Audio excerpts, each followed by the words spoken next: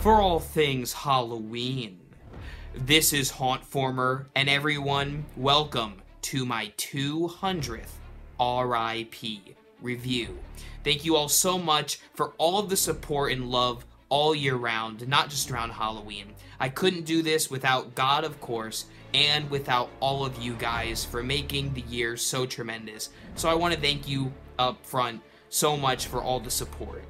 And with that being said, let's talk about the abruptly released film, The Cloverfield Paradox.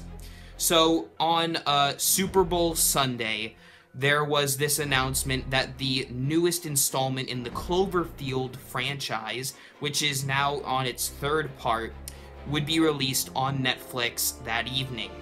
And I just watched it, and there's been a lot of controversy surrounding this film.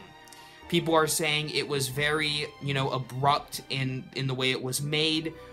People are saying that it's not good, it doesn't hold up to the other films. And while I see those arguments, and I can see where they're coming from, I actually really enjoyed the Cloverfield Paradox on the whole.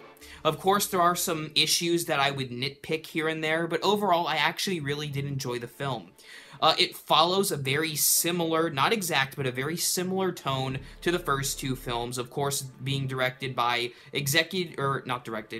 produced by executive producer J.J. Abrams from Star Wars, Star Trek, and the like. So definitely, this is a very sci-fi heavy outer space film.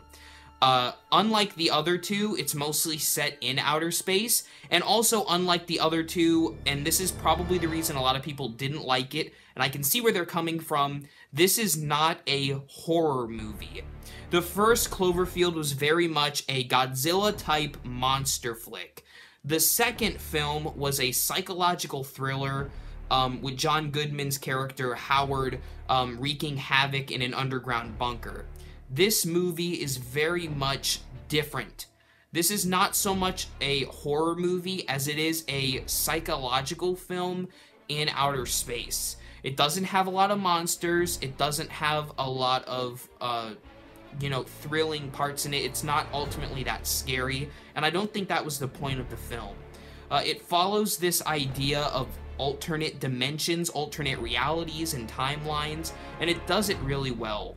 The main character is going through a dilemma with her family and her children, and at the same time, the space station is trying to produce power for the world, and in that spark of power, they also unleash crossing these dimensions and making these really strange monsters, including, not to get into too many spoilers, but including the monsters we've seen in the previous films. So yes, this movie did accomplish one thing in combining the films.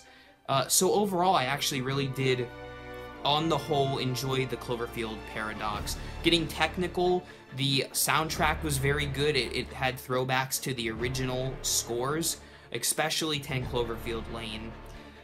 The cinematography was really well done. The color palette is very much similar to the other films, and so I can definitely see those technical aspects playing into the other films. Again, this is a Netflix movie, so it's a little bit different, but I thought it was overall really good on those parts.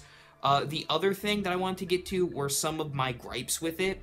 The biggest gripe is that at parts, or at times, it can get rather confusing, especially towards the end with one character, which I won't spoil for you, but this character kind of out of nowhere starts doing some things that didn't really make sense at the time. I might have to rewatch the movie kind of to get the feel as to why.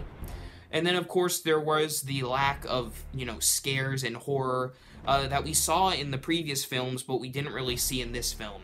Which, again, I don't think, going into the movie, don't think of this as a horror film. Think of it as a third act of a trilogy combining the previous films. And the other thing I wanted to mention is, unlike 10 Cloverfield Lane, this isn't a standalone film. While it could stand alone for the most part, you're probably going to want to watch the previous movies, unlike 10 Cloverfield Lane, where you didn't have to see the original to enjoy the second one.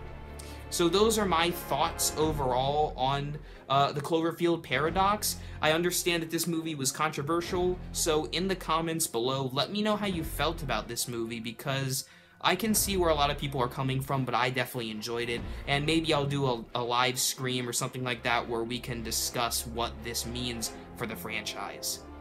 Overall, I'm going to give the Cloverfield Paradox a 4 out of 5 skulls on the R.I.P. Reviews rating scale. Again, thank you guys so much for all the support with not just R.I.P. Reviews, but Hauntformer in general. Again, I couldn't do this without you, and I couldn't do it without God.